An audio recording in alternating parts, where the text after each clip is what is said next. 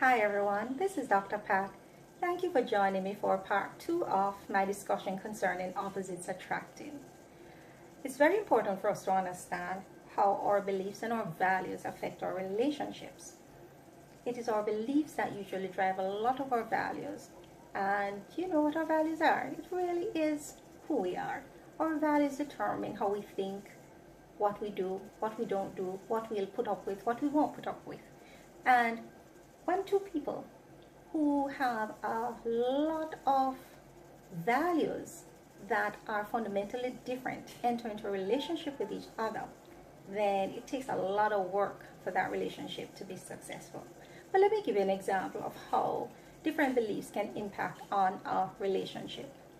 Let us say someone who's a Christian were to enter into a relationship with someone who is not a Christian. And the person who's not a Christian, they like going to parties and clubs. And the person who's a Christian belongs to a denomination where those sort of secular activities are not encouraged.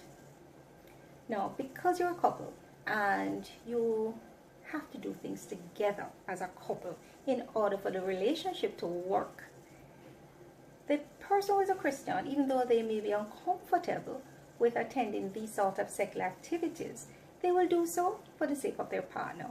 And by the same token, the person who is a Christian may want their partner who is not a Christian to attend church and other religious functions with them, and they'll do it just to please their partner.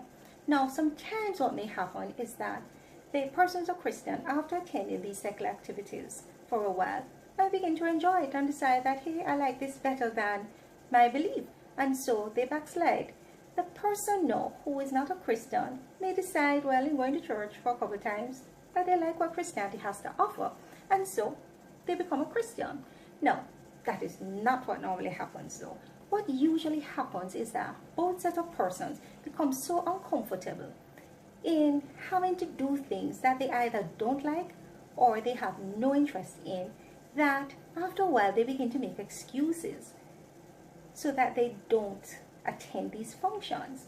And so, because there's nobody there, you find that they develop different circles of friends.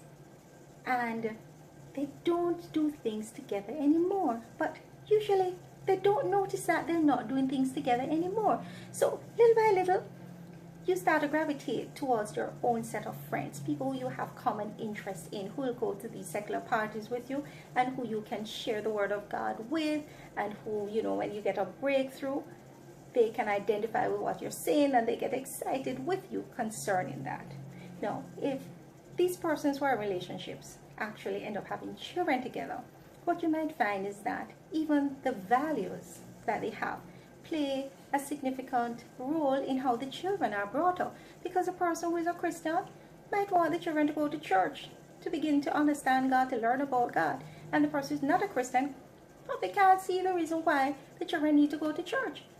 And so sometimes the children may end up not going to church simply because there is no agreement, and the more dominant person in relationship might insist that this is not how it is to be.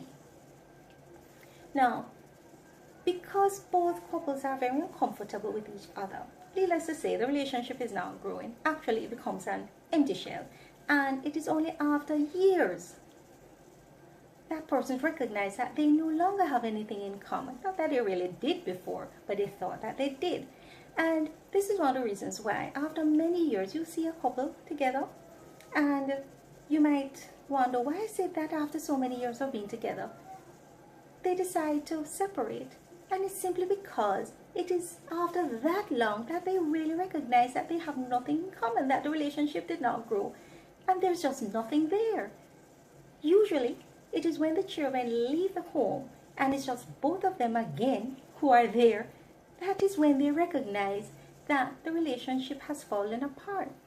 Now, persons who are Christians, especially the female, usually these sort of situations disturb them because, we like to have close relationships with our spouses. And certainly, if you're not going in the same direction, you certainly can't be in agreement. Remember Amos 3:3 from part 1? Right. And if you're not in agreement, you're not going to get along. And if you're not going to get along, then what do you think is going to happen? So this is why 2 Corinthians chapter 6 verse 14 instructs the believer to not be unequally yoked, because while if the man is a Christian and his wife is not a Christian, usually men tend to sort of not make these things bother them too much, and they sort of tune out, right? They have their own friends, they go to church, they just have their own life. The women, while they still do that, you find that it bothers them that they're unable to have this kind of participation with their spouse. And so it makes them very unhappy and very miserable. Now, this is why you can understand why 2 Corinthians says that we really should not be unequally yoked, because it is so difficult for persons who do not have common agendas, who do not have the same kind of likes and dislikes. It's very difficult for them to form a good relationship and for that relationship to get stronger and to grow. So relationships are more than physical love.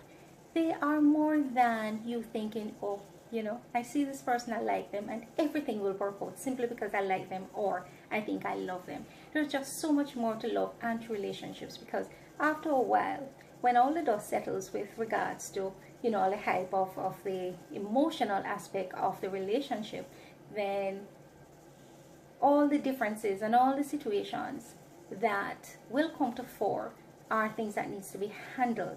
They need to be sorted out. They need to be fixed. Not all of them can be fixed, and some of them the compromise is just a little too much for persons to handle. So there are many things we have to think about when we decide to enter into a relationship with someone, especially one that we expect to last for a lifetime. We'll talk again soon. Bye.